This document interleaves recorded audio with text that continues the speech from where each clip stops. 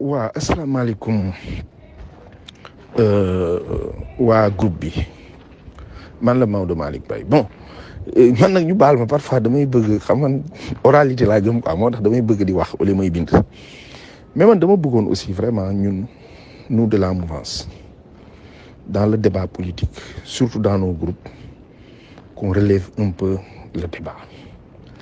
xam nga tey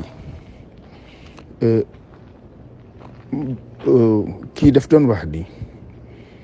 Houphouët-Boigny daf doon wax ni la politique et la gestion même de l'État parfois c'est le réel avant d'être l'idéal. L'idéal serait que lépp aw yoon société bu normé ñu wax nit ñi ñuy dégg tey boo déggee lu ñaaw mu jaaxal la wala li nga jàpp ne dafa ñaaw loolu mooy l'idéal mais société bi moo am ay mutation yu yéeme te lii yëpp nag Serigne Touba Cheikhul Khadim daf ko wax daf ñu woon éviter trop de parler du mal et du vice parce que quand le mal et le vice se généralisent ils se banalisent c'est juste pour wax ci lii ma gis ñu commencé ko dugal mu concerné Guy Marius Sagna ak kenn ku jigéen ñu ne daf ko ëmbal et tout te li ñu wax sax yaakaar naa ni xale bi doomu kilifa la te ci ni ñu waxee ma gisee ko dafa mel ni ndeyam ci ñun la bokk et tout d'abord nañu sóor ku jigéen ki ñaareel ba il faut ñu xam ne ñun dañuy politique comme dañuy politique nag li ñu intéressé ci politique du daayira du religion wutuñu ay taalibe ay électeurs la ñuy wax gaañ dama bëgg rek ñu taxaw tuuti dañu dem dafa am benn moment débat wu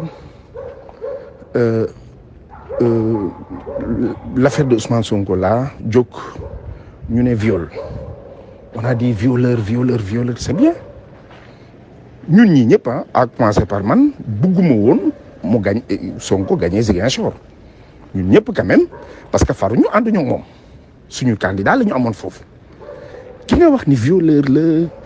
wax ko lépp mu dem gagné moom nekk adversaire bi gën a coriace ki ñu gën a contre dem gagné ci région bi nga xamante ni suñu kilifa nga xamante ni moo yor réew mi président bokk na ci région yi mu gën a jàppale gën fa def des investissements nga ñëw Dakar ñu ne Barth les gens ont dit c'est un tueur c'est un assassin il est indiscipliné dafa réew machin truc il gagne avec un score historique man jusqu'à présent score bi daf may mettre sama nopp 95 000 voix de différence moi qui m'intéresse un peu ci décentralisation c'est pratiquement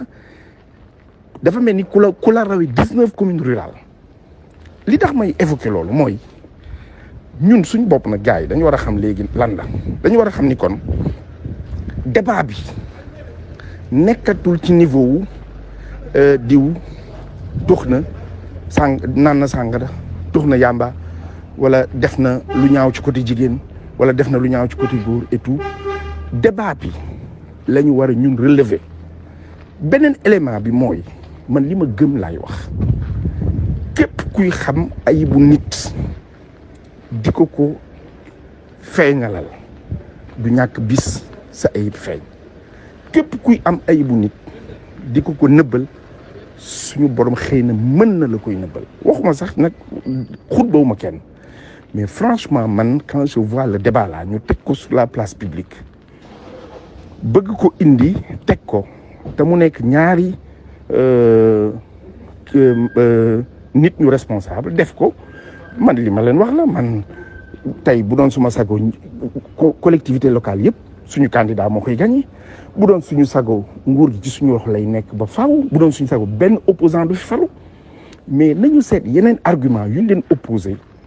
ngir laahi taala bu dul argument bii te fondamentalement nag buñ caaxaan demee dëgg des en termes de morale nul n'est plus compétent que l'autre suñu borom rek mooy suturaal jaam yi waaw waxuma ci ko ci beneen niveau mais je voudrais vraiment j'ai mal je parle avec le cœur parce que j'ai mal que suñu groupe ñu nekk fi ay kilifa nekk fii ay borom xam-xam yu nekk si parce que man li ma gëm laay wax léegi man dama jàpp ni compétence yi gën a am doole ci bépp nag domaine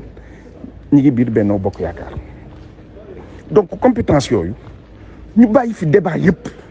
bëgg deb ci débat wu moo ko piis moo ko yenu moo ko tëral fii moo ànd ak moom moo am ak moom doom moo mais attendez gars yi aussi xam nga ñun nag war nañ mën a wax leen quoi gars yi ngeen jégal ma franchement may jégalu ci kàddu yi mais bokk ci te bëgg mu baax rek moo tax man daal je pense que mën nañu indi yeneen débat sur les questions là lépp lu nga xamante ni dafa nekk ci wàllu moral wàllu mœurs wàllu sexe ñu tëj ko xam nga